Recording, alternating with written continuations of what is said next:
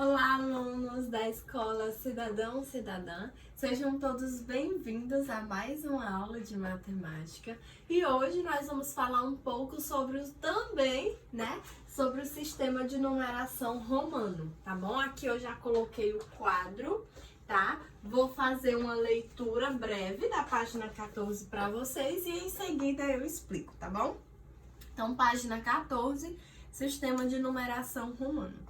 Os antigos romanos, criadores de um vasto império, estabeleceram uma forma própria de representar os números. Usavam em seu sistema de numeração apenas 7 símbolos. Para representar, vamos lá. Vou mostrar aqui primeiro para vocês os símbolos, tá? Então, os romanos, eles utilizavam apenas 7 símbolos para fazer as suas representações numéricas, tá? São símbolos que pertencem ao nosso alfabeto, tá? São letras do nosso alfabeto. E lembrando que essas letras, elas devem sempre ser representadas maiúsculas, tá? Nunca minúsculas. Essas letras são sempre maiúsculas e nunca minúsculas. Foi criado pelos romanos e até hoje nós ainda utilizamos, seja para numerar reis ou rainhas, seja para representar capítulos de livros, tá? Sejam para representar os ponteiros de alguns relógios, mas esse sistema de numeração romano, ele ainda é utilizado e visto, né, por nós na atualidade. Então, vamos lá. Os símbolos são o I, que vale 1, o símbolo V, que vale 5, o símbolo X, que vale 10, o símbolo L, que vale 50, o símbolo C, que vale 100, o símbolo D, que vale 500 e o símbolo M, que vale 1000, tá bom? Esses são os 7 símbolos que são usados para a representação romana, né? E aí, para representar outros números, eles obedeciam às seguintes regras. Primeiro, os símbolos I, X, C e M não podem ser repetidos mais de 3 vezes seguidas, tá bom? Então, ó, os símbolos I, X, C e M, eles só podem ser repetidos até 3 vezes seguidas. Por exemplo, eu quero representar o número 4. Eu vou colocar 4i? Não. Eu não posso colocar 4i, por quê? Porque eu só posso repetir o símbolo i até 3 vezes. Se eu for representar o número 4, eu já tenho que representar de outra forma, que vocês vão entender daqui a pouco quando eu explicar as regras, tá bom? Então, eu quero representar 40. Eu vou repetir o símbolo x 4 vezes? Não, porque o símbolo x eu só posso repetir até 3 vezes, né? Que é o símbolo que vale 10. A mesma coisa para o símbolo C e para o símbolo M, tá bom? Então, não esqueça, os símbolos I, X, C e M, eu só posso repetir no máximo até 3 vezes, ok? Certo? Segunda regra, os símbolos V, L e D não podem ser repetidos. Então, olha só. Os símbolos VLD, os símbolos que representam 5, 50 e 500, eles não podem ser repetidos. Desculpa, gente. Então, os símbolos que representam 5, 50 e 500 não podem ser repetidos. Por quê? Né? Porque, por exemplo, se eu repetir o símbolo V, né? Se pudesse representar, vamos imaginar que fosse possível. Se eu repetir o símbolo V, por exemplo, 2 vezes, eu vou estar representando, só um instante.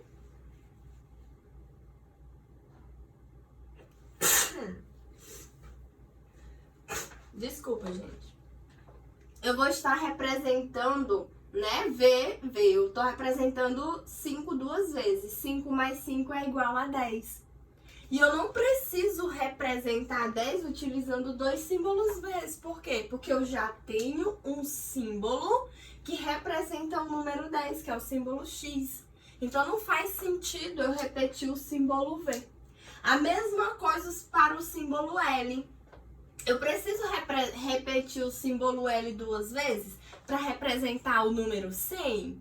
Não, por quê? Porque eu já tenho um símbolo, que é o símbolo C, que representa o número 100, tá bom? Então, não preciso fazer essas repetições. Então, ó, regra, os símbolos V, L e D, eles não podem ser repetidos.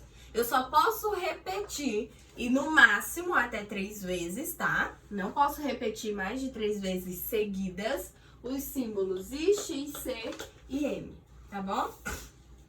Outra regra. Escrever IX ou C à direita de símbolos que representam valores maiores equivale a uma adição. E isso pode ser feito repetindo cada um desses símbolos até 3 vezes seguidas. Então, ó, eu posso escrever os símbolos IX ou C à direita de símbolos que representam valores maiores, e aí vai estar representando uma adição, tá bom? Mesma coisa. Então eu vou mostrar aqui um exemplo. Por exemplo, o símbolo, eu posso escrever aqui um V e o símbolo I. Né? O que foi que eu fiz? Eu coloquei um símbolo de menor valor, que é o símbolo I, que vale 1, à frente de um símbolo de maior valor, que é o V, que vale 5. Então, o que eu faço nesse caso? Nesse caso, eu somo, tá? Aqui representa, ó, 5 mais 1. 5 mais 1 é igual a 6. Então, quando eu escrevo um símbolo de maior valor, de menor valor, perdão, à frente de um símbolo de maior valor, eu vou estar representando uma adição. E aí, basta eu estar adicionando os valores que esses símbolos representam, tá bom? Tá certo?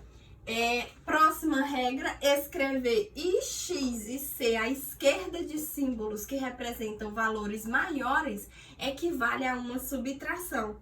Nesse caso, os símbolos IX e C não podem ser repetidos, ou seja, eles podem ser usados apenas uma única vez à esquerda do símbolo que representa valor maior. Então, por exemplo, imagine o contrário, né? Imagine que eu escreva o I e o V. O que foi que eu fiz? Eu escrevi um símbolo de menor valor, né? Um símbolo de menor valor antes de um símbolo de maior valor. Olha só, foi exatamente o contrário, né? Nesse caso, eu vou estar representando uma subtração. Aqui eu vou ter, ó, 5 menos 1, tá? 5 menos 1, que é igual a 4. Então, olha a diferença. Se o símbolo de maior valor vier primeiro, eu somo. Se o símbolo de menor valor vier primeiro, eu devo subtrair. E eu não posso repetir esse símbolo de menor valor que antecede um símbolo de maior valor por mais de uma vez. Eu só posso repeti-lo no máximo até uma vez, tá bom? Então, por exemplo, eu não posso colocar 2 Is aqui. Não posso, tá? Não posso de forma alguma. Porque aí eu estaria representando o quê? 5 menos 1, menos 1. 5 menos 1, 4, menos 1, 3. E eu não preciso, porque eu posso repetir o símbolo I 3 vezes para representar o número 3. Deu para entender? Espero que sim. Tá bom, gente? Outra regra. O traço horizontal sobre um símbolo significa multiplicar por 1000 o valor representado por ele. Então, por exemplo, eu vou escrever aqui o símbolo V. E eu vou adicionar um traço horizontal, né? Sobre esse símbolo. O que eu estou representando aqui? O símbolo V vale 5 tá bom? O símbolo V vale 5.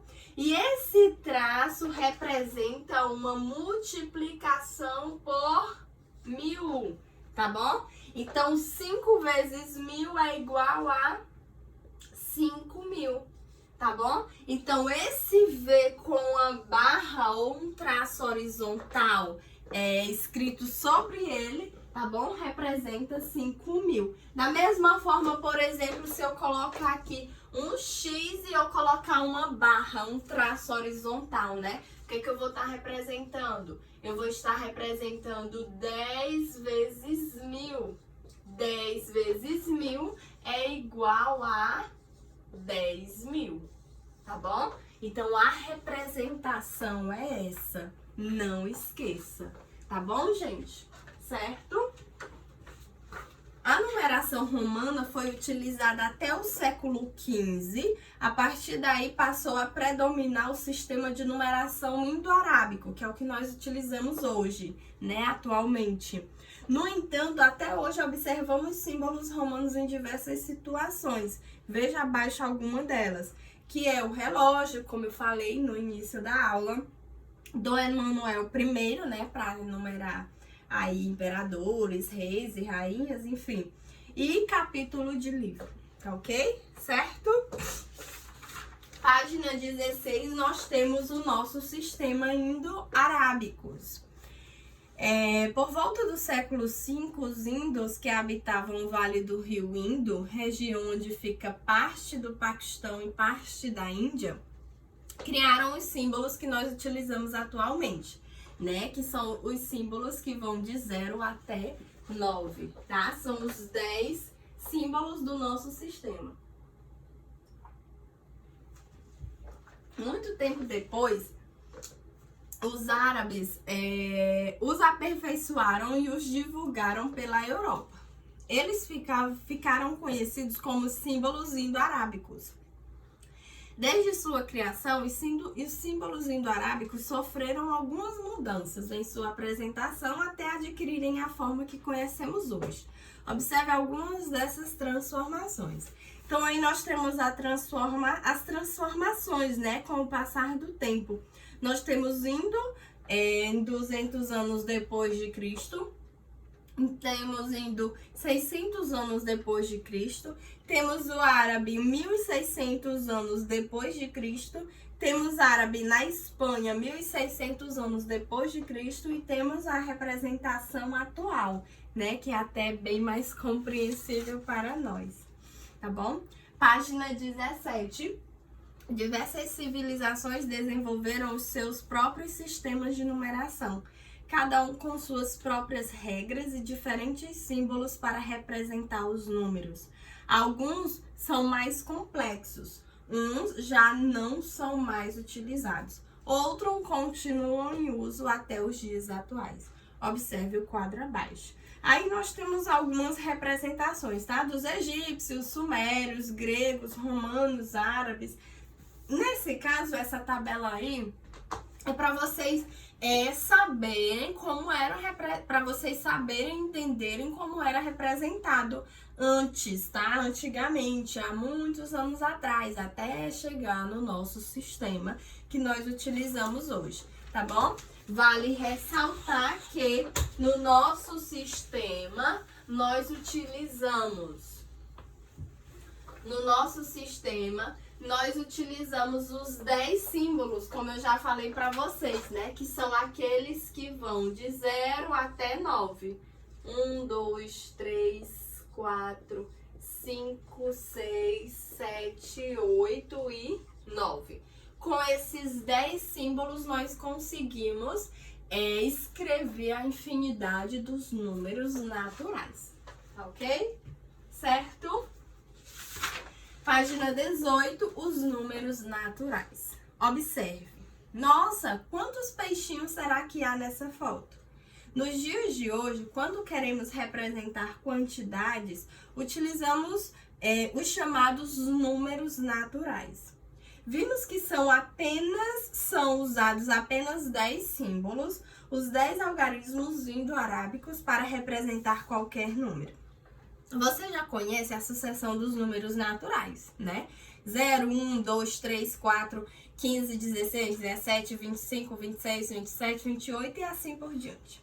Todo número natural tem um número que vem imediatamente depois dele. Esse número é chamado de sucessor. Então, todo número natural, ele possui um sucessor. Por quê? Porque todo número natural possui um número que vem imediatamente depois dele. Exatamente porque eles são infinitos, tá? Por isso que eu disse todo, eu generalizei. Então, por exemplo, quem é o sucessor de 1? É 2. Por quê? Porque quem vem depois do 1 é o 2.